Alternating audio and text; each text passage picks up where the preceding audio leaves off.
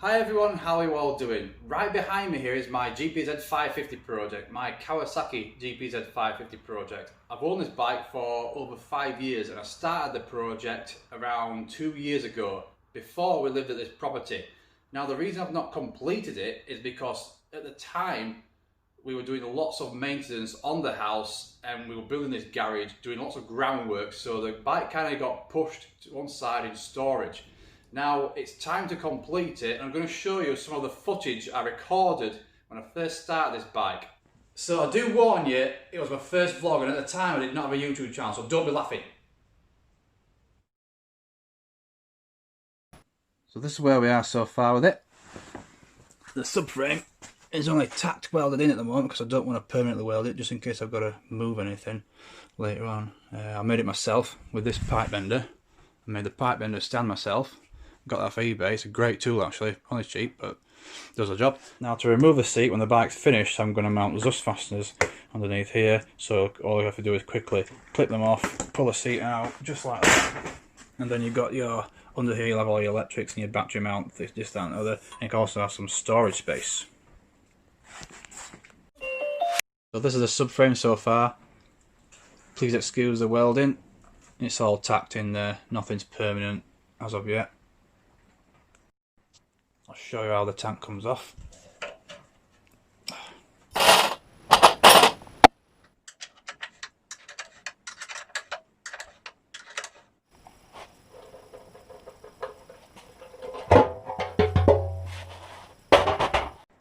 So this is how I mounted the CG tank to the frame.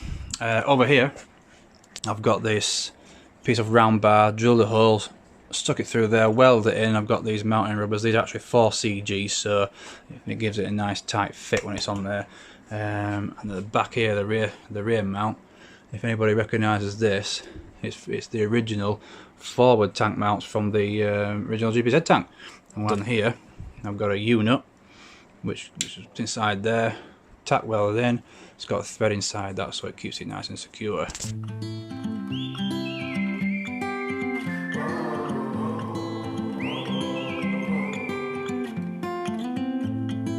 I think that I'm going to hiding somewhere by a gated star.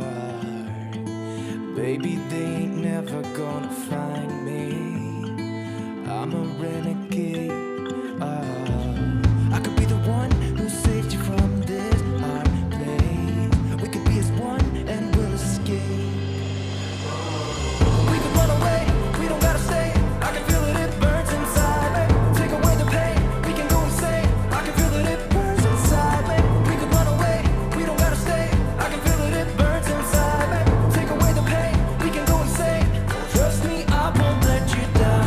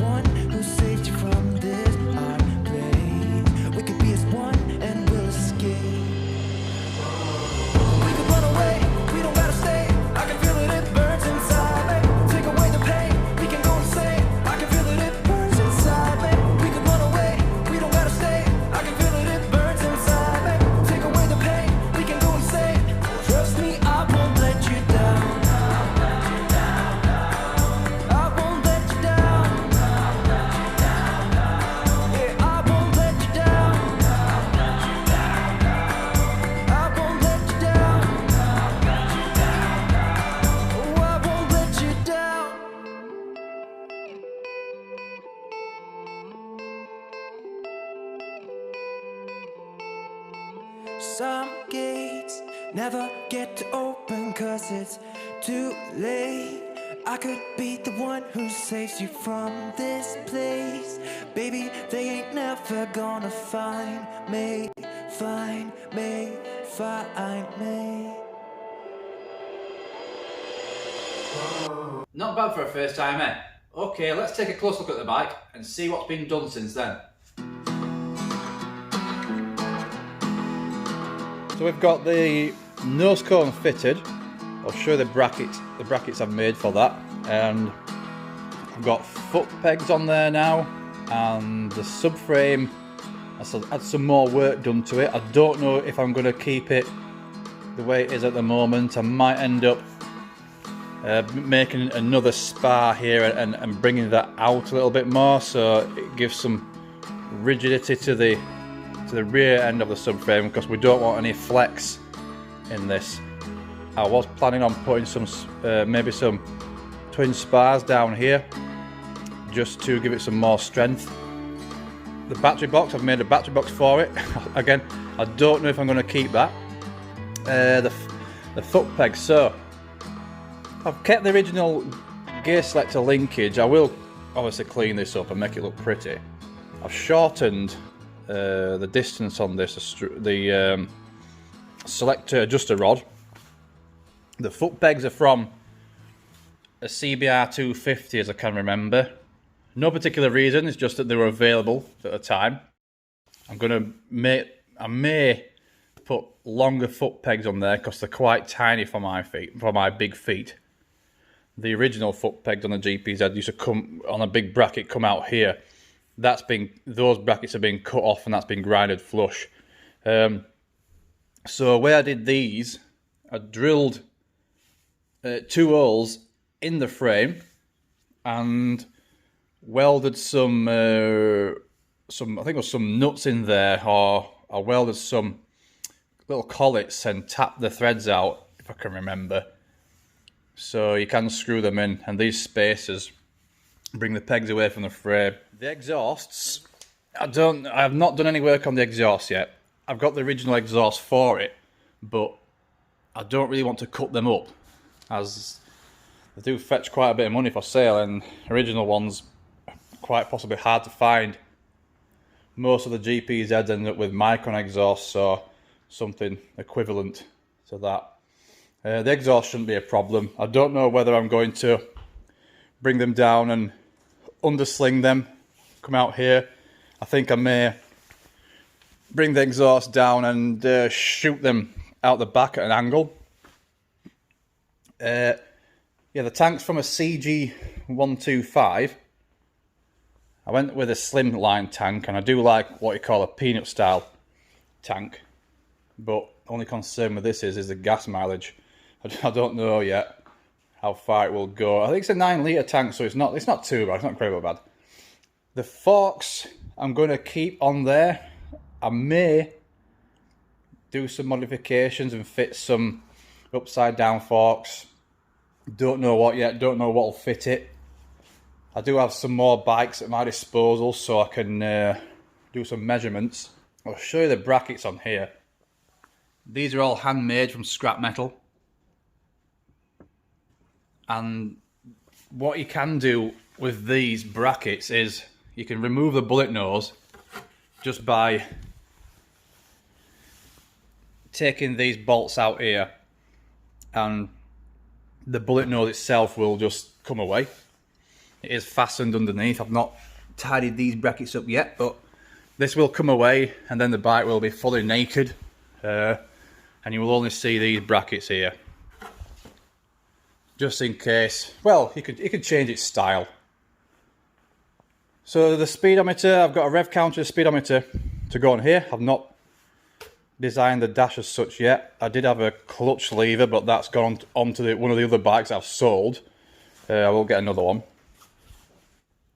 Brembo rear master cylinder on there. I'm going to make a mount for this, perhaps somewhere here like that, or could go in the battery box, don't know. All the brakes ready to go. So above all, I do think that the bike has a good stance to it at the moment. I like the way it stands. I was thinking of dropping the front end slightly, because it looks a little bit dirt bikey with its height, but then again it is on the centre stand, so it will lift up. When I first purchased the bike, it was a non-runner, and typically when people sell barn finds or they list them as barn finds, they always put on the ads that it's not been run for a while, needs a battery, or the cars won't clean him. I mean, it didn't want the carbs cleaning. What I find is that people seem to get project bikes, obviously clean the carburetors out on them. They don't really know what they're doing, so what they end up doing is just replacing electrical parts and carburetor parts and other bits like that, stators and CDIs and what have you, spark plugs and HT leads, coils, you name it. But at the end, the bike doesn't run any different. They always run crap. The reason being is, with all engines need a service, and like this one, it needed the valve clearances adjusting and checking. I knew it did as soon as I got the bike, and I paid 400. I think it was 300 or 400 pounds for it at the time. As soon as I went to look at it, it wouldn't fire up. You had to give it full choke and fire it. Eventually it would run, but only with the choke on. It would just cut out and die without it.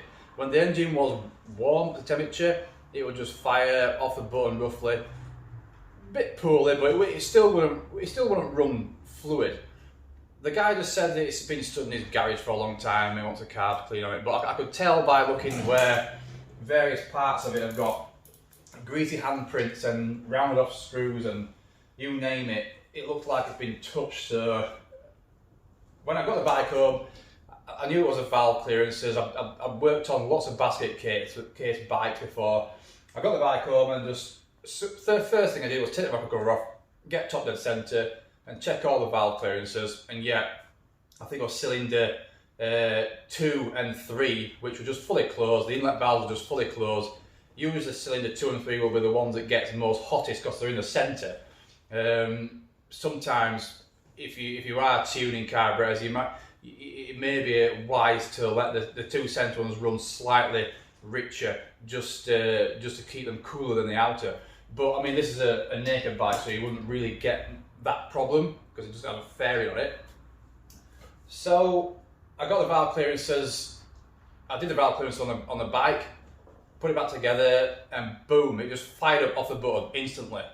The bike runs like a dream, just like that. After that, it got parked up to one side in the garage, the old garage. It got parked up to one side and left because I was building my dirt bike. I had other bikes to do. I planned to restore this at first back to its former glory. When I did take it apart, I found that the subframe, the original subframe for it, was actually twisted. The bike wasn't registered or listed as a Cat C or B, anything like that. But the subframe was twisted to one side, so I didn't want to really try and bend that back into shape. It's only a subframe, it's not anything to do with the alignment. I instantly thought, I'm going to make this into a cafe racer. There's plenty of these for sale, around about £200 to £300 at a time. So off with the subframe, on with the new subframe, and here it is today. So we're going to get into this bike and finish it off. I mean, it's a brilliant engine. These engines are bomb-proof.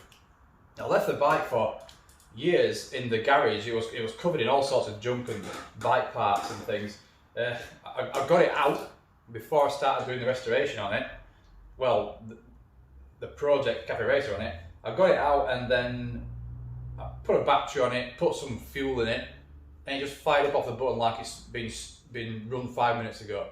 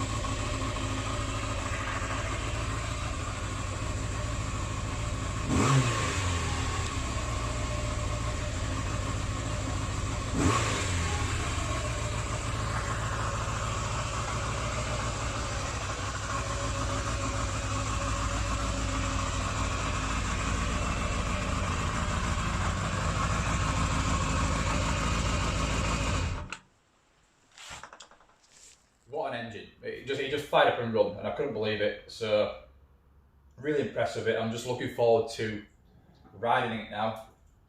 I want to get it done. I don't know what colour I'm going to be doing it.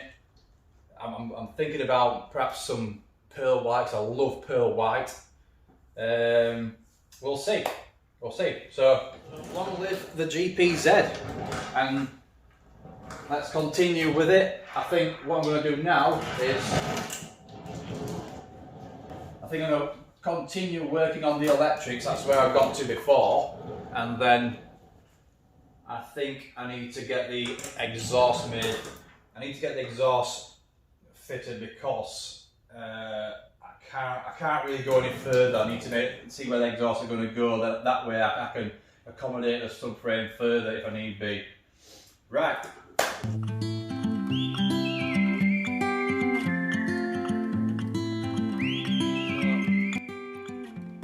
All you do is unfasten as fast as one at each side, and then the seat will clip off. Show underneath it. There we go. These brackets I've made so it can be fastened securely. This one locks under the subframe. Put that out there.